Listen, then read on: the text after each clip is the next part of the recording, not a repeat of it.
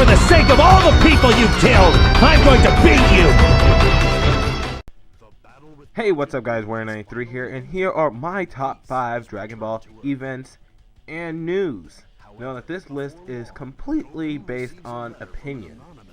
Coming in at number 5 is the game Dragon Ball Z Battle of Z releasing for a whole year, I said, well, for about 7 months to be exact. That's if I'm remembering right.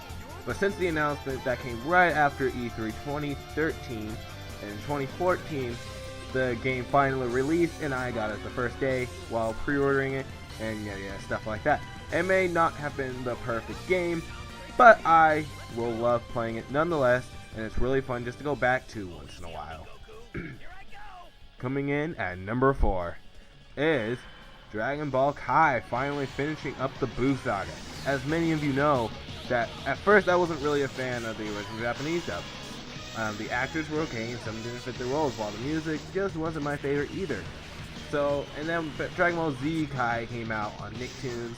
Wasn't a fan of that. Kind of drew me away from Dragon Ball Z Kai.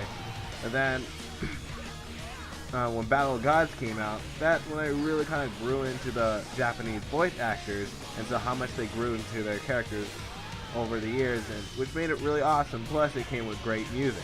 Battle of Gods is what really got me interested to see how the Japanese Kai was going to do when it got announced. When I saw that it was when I actually saw a few episodes, I think the first episode I saw was actually the Majin Vegeta when he, I think like an episode after he actually turned when they were at the tournament. I actually saw that and I thought it looked actually really good for like remastered cutscenes and a remastered dub. Not really dub, remastered voice acting, which actually really made me like it. So I think that really deserves number 4. Coming in at number 3 is Dragon Ball Z English dub on Blu-ray. Now this is a very controversial topic, as many fans prefer 4:3 original or the cropped 16:9 to fill the widescreen screens. Some of them prefer Kai and some of them don't prefer Kai. But I actually prefer Dragon Ball Z the remastered Funimation dub. And I prefer the 16:9, and they promised to selectively crop it to not take out the important parts, and which I thought that was great. Like, if you're not gonna it's gonna fill up my screen, just at least make you do good. And a lot of people may not like that just because it's cropped either way, but I still like it because it's selectively cropped. I don't know, maybe I'm just like more into the abstract art. I like more abstract stuff instead, because I don't know why. Anyways, yeah, but they did promise to selectively crop it. They did a great job doing so, and really made the quality a lot better than the orange bricks. And yes, the dragon boxes. The set was very awesome to get, and I'm still working on getting the full thing and seeing season 7 through 9, or the Majin Buu art. All remastered, just like Dragon Ball Kai is, in which I think that's really great. I can't wait to get the rest when I can afford doing so. Those cost a lot of money. They're like 40 to 50 bucks a piece. That's a lot of money. Coming in at number 2, Dragon Ball Z Battle of Gods English dub released in US theaters. This is one of the biggest moments of this year for Dragon Ball fans in years, and it's actually very close to the top of my list. It would have took it it would have already been number 1, but if I didn't already see the movie on Blu-ray on beforehand, or even in Japanese, because I bought the Japanese dub. Why I keep saying dub? Japanese version on Blu-ray. This would have been number 1. But about the English dub, the actors were reprising their roles, and even replaced some of the actors that were featured in Kai, which I won't say that they were bad. I just kind of say they weren't better than the original remastered Funimation dub. There is a difference between remastered and Funimation, which they were.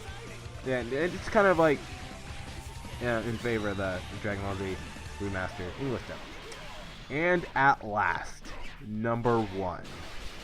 The first official trailer that we got to Dragon Ball Z Bukatsu no F, or in English, Revival of F, or obviously Revival of Frieza. This is easily one of the biggest things that we've seen this year, seeing a new story unfold, Frieza coming back. It just takes place after a Battle Gods, and just everything's canon in it. And we're not only just only getting tidbits of information about it, yet it keeps us so excited about it. Seeing these trailers and seeing all these tidbits that just little news that's going to happen, like maybe some inside info on the movie or something like that. And seeing Frieza come back, it's going to cause some skepticism, but I'm actually curious to see, like, Frieza was a great villain. I'm still curious to see how they're just going to, what the power gap in between. And they're bringing back Beerus and Whis from Battle Gods, which I think that's great. Although we're not most likely going to see an English dub until 2016 if Funimation can afford a licensing. But I'm actually very excited to see this movie nonetheless when it comes out in Japanese Blu-ray, probably later in the year 2015. This has been my top 5 Dragon Ball events and news. Now tell me your top 5 list in the comments below. Make sure you leave a like and subscribe to become a Super Saiyan God. See you all in the next video. Yeah, it's been a long time since I trained with you.